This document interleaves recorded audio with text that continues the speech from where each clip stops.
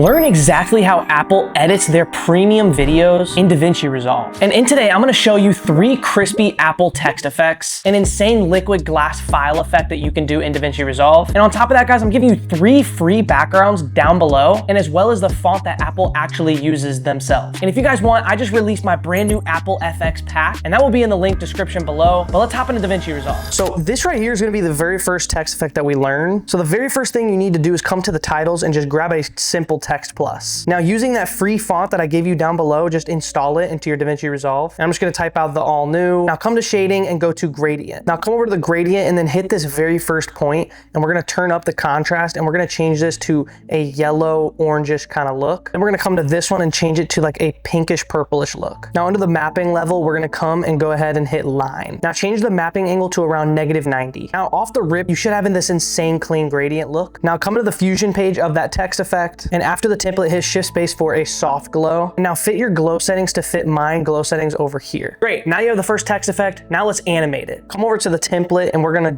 right click in this little box and we're gonna go to follower. Now head over to the modifiers and you're gonna now have the follower tab. Come to the transform, and on frame 0, we're going to hit a keyframe on our offset. Then we're going to bring our animation down to about -0.18. Go up approximately 20 frames and bring that back up to the middle, which is just 0. Now head into the spline and check mark the template. Hit Command A, which would highlight both the points. Right click and go to ease and then go to outcubic. Now you have this animation. Now go to timing and turn the delay to 0.05. Come back to the follower and go to shading. Hit a keyframe on frame 0 on the opacity and turn the opacity down.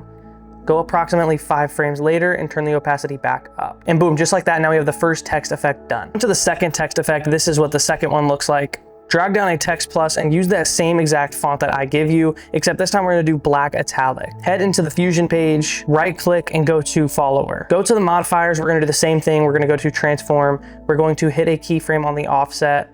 Double click the follower node and then scroll down just like so. Go approximately 20 frames forward, back to 0. This time, what we're gonna do is we're going to hit Command A and hit S on our keyboard, and then we're going to smooth this animation out just like this. So now we have a little bit of a different approach. So it smooths up really fast and then it smooths out at the end. It looks really clean. Okay, cool. Now come to shading and go to the opacity, turn it all the way down, hit a keyframe and go approximately 7 frames and turn the opacity back up. Come to the timing and go turn this delay up 0.4. So on to the last text effect, which is this one right here. Go ahead and grab that same text effect we made earlier and go ahead and copy it over into another text plus. In the fusion page of that same animation, we're gonna hit shift space and turn and search for a transform node after the template. We're gonna turn the angle up to about 2.6. We're gonna scroll down on our timeline down to 0.2. We're gonna hit a keyframe. We're gonna go 40 frames above and we're gonna hit 0.5 on our keyboard. Now come to the spline page. This is where everything is going to be made. Hit zoom to fit. And what we're gonna do is we're gonna play around with this animation. So I'm gonna hold up and I'm going to create an upward motion animation.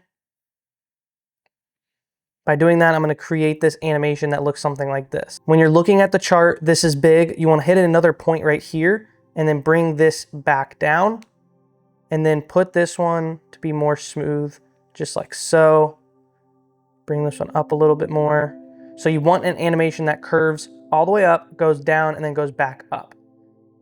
And once you create something like that, it should look something like this, just like how Apple has the bouncing animation, just like that, okay?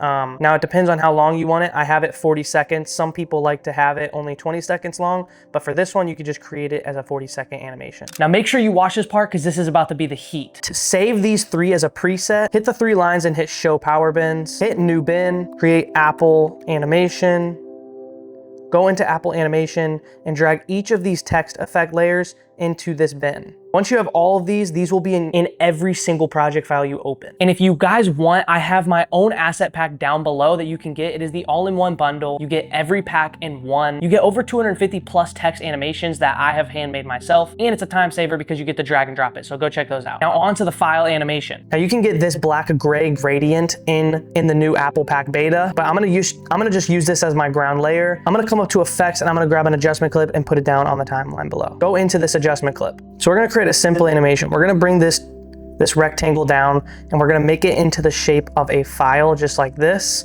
And we're gonna turn up that corner radius to make it look more like a file from the jump. We're gonna size this up, just make it look pretty good. Then grab another rectangle, and this one we're gonna make it completely smaller, just like this. And then we're gonna really crank up that corner radius. Connect the two, then drag in a background and connect it to the rectangle. Change this background to white. Then we're gonna hit Shift Space for a edge detect. Then in the merge, we're gonna hit Shift Space for Gaussian blur. Add that Gaussian blur in.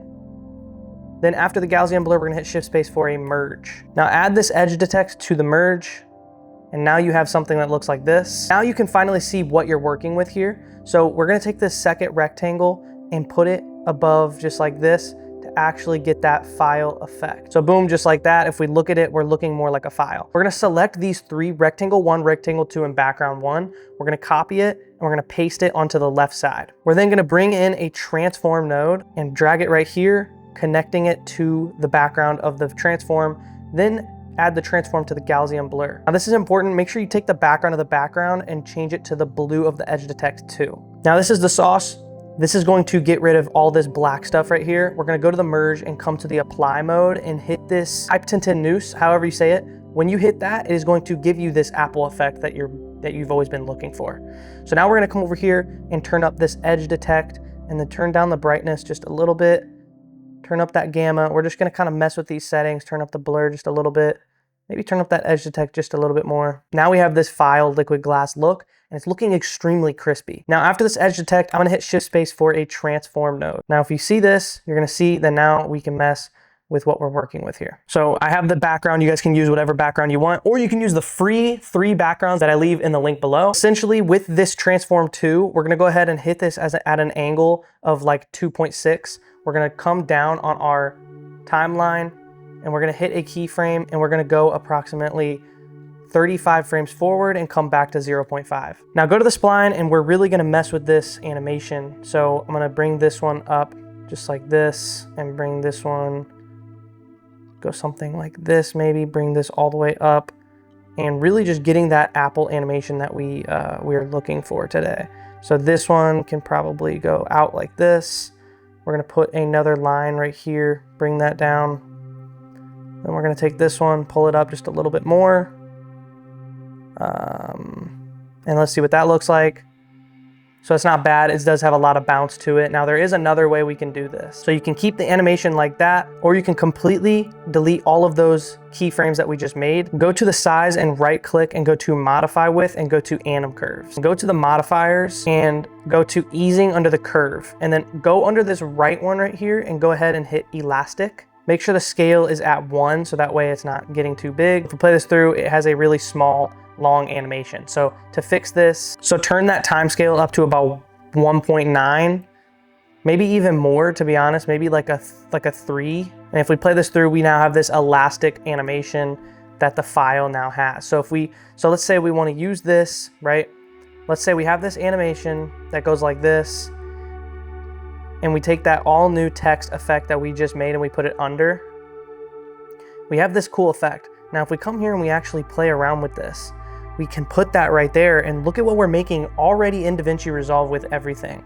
And this can all be done with my Apple Pack too. But boom, just like that, we got Apple animations in DaVinci Resolve in under 20 minutes. Guys, if you found this video informational, drop a like and subscribe because I'm only bringing you guys heaters lately and you guys cannot lie. So drop a subscribe for more amazing content just like this. Praise the Lord. Thank you guys all for watching this video. Go check out the new Apple Pack and I'll see you guys in the next video.